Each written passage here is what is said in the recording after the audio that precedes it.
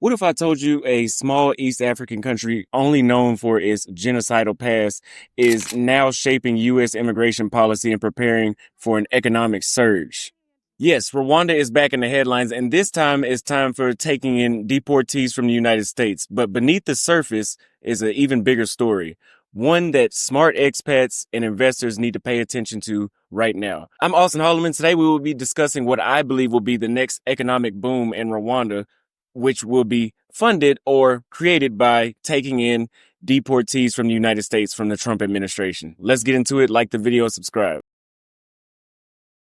Now, Rwanda's foreign minister by the first name of Oliver, I cannot pronounce the last name at all, confirmed that the nation is now in talks with the Trump administration about taking in third country deportees, as in third world, people from the third world that are deportees in the United States, such as somebody from the Congo, somebody from Bolivia, somebody from Uganda, Sudan, South Sudan, foreigners who are not Rwandan but are being deported from the United States back to their home country. Rwanda now wants to take those deportees to Kigali. And if you guys don't know, Rwanda tried this in 2023 with the UK, but it did not go well, and now the United States is trying to revive it with Rwanda here in 2025. The UK-Rwanda deportation bill was worth over $150 million in the year 2023, and Rwanda was set to take asylum seekers rejected by the UK. Now, Trump's America is exploring the same idea, paying Rwanda to accept immigrants that Washington does not want to keep. Now, whenever I first saw this headline, I immediately thought that Rwanda would get a surge of investment because they have a bigger population. They have a population that can work now. They would get increased crime rates for further reasons that are obvious that you guys may already know. But most importantly, Rwanda would be the start of East Africa becoming a more culturally and racially diverse region of the world. But why would Rwanda, out of all nations around the world, want to take these refugees? I've been to Rwanda, and I can tell you guys that Rwanda is stable, it's secure, it's absolutely safe. Secure is not even the right word. If you guys have been to Kigali, you know that the security there is top notch, and the military is very different from the rest of most of Africa's military. They have a U.S. very super disciplined style type of demeanor to them, and they actually care about their jobs. If you go to most other African countries that I've been to 9 African countries across the continent, it's not uncommon to see somebody with a AK-47 doing a FaceTime call or talking on the phone or swiping on or even sleeping.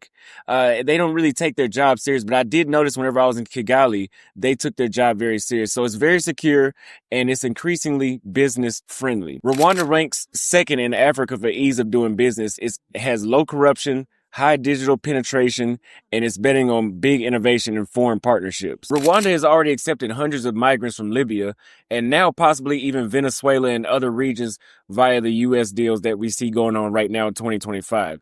This influx could reshape demographics and labor markets in Rwanda and even as far as the whole East Africa, I would say. I think that countries like Burundi that are one of the poorest nations in the world and super underdeveloped could even benefit from their neighbors having this influx of migrants. Let me know what you think in the comments. Now, as an expat, why does this matter to you? I'm going to tell you exactly why it matters to you for the obvious reason. More people, especially young people, people that need jobs, are opening an opportunity for you to give them those jobs. And it's far cheaper for you to build a job in a place like Rwanda than as if these migrants were being sent to Western Europe where the cost of living is 5 times higher than it is in Rwanda. But not only are these people going to need jobs to survive in Rwanda, they're going to need education, housing, healthcare, and retail, which is pretty much everything that you need to run a society. And as I said before, all of this can be done in the continent of Africa for usually around 1/5 of the price.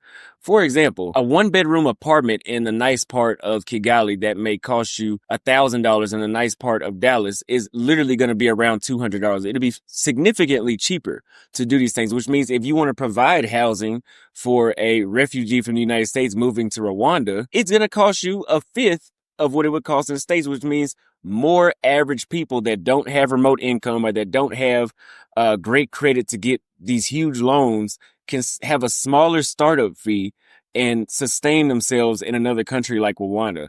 And not to mention, you guys, I've been to Kigali, as I said before. It is a very boring city.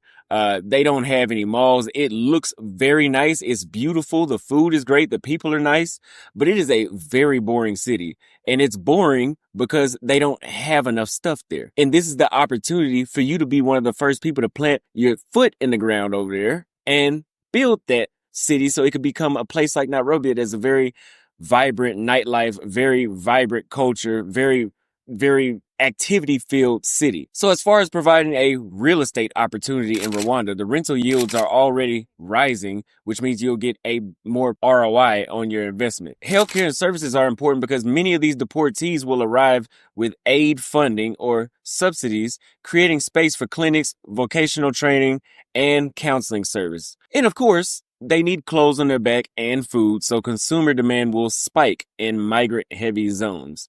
I don't know where those will be at, but that we'll find out later the more as this deal goes on and on. And if the U.S. pays Rwanda per migrant, as the U.K. deal proposed in 2023, this could inject millions into Rwanda's public infrastructure and create indirect investment booms, as I said before. Now, besides a investment opportunity in a infrastructure boom and new housing, new jobs, better healthcare, we all know putting a bunch of Latinos, a bunch of other African migrants or Southeast Asian migrants and throwing them in the middle of an African country that recently had a genocide 30 years ago. The energy there is a little bit tense, and you guys have been to Kigali, you know what I'm talking about, because it was a tribal thing. What are the political and social risks that will come irrefutable with this deal? Rwanda has already faced international criticism for these type of deals. There are concerns about human rights and whether migrants will be properly integrated. And if you ask me, I think this will be the most challenging part of shipping these migrants there. Still, Rwanda has one of the lowest crime rates in Africa and tightly manages its border and internal order. For investors, that means fewer surprises and more predictability. Rwanda may be the only country that turns U.S. deportations into economic growth, as you see some countries don't even want to take their deportees back. But Rwanda is thinking, most African nations, if you ask me, they need the money, they need the people. They don't necessarily need the people, but they would like to have foreigners that have money to invest. I don't think it'll be these deportees. If you're getting deported, I don't think they have money. But if you move fast, you could be one of the few that catches this great opportunity to invest at a cheaper rate and catch the economic boom before it gets here, before the rest of the world catches on. For example, if you invested in Singapore decades ago, this will be the equivalent to Rwanda right now, but it's too late to invest in Singapore. So don't wait until Kigali turns into Singapore for this to happen. If you want to explore how to get started in investing and relocating in Rwanda, check the link in the description. I have experts that can help you invest around the world, get citizenship, residencies, buy housing, investment, healthcare. All you got to do is click that link in the first pinned comment in the description and we'll get you a plan set up today. Tell me, what do you think? Do you think that Rwanda accepting the illegal migrants of the United States is a good move, or will it be a short-term good move that has a tragic end? I'll see you guys next time.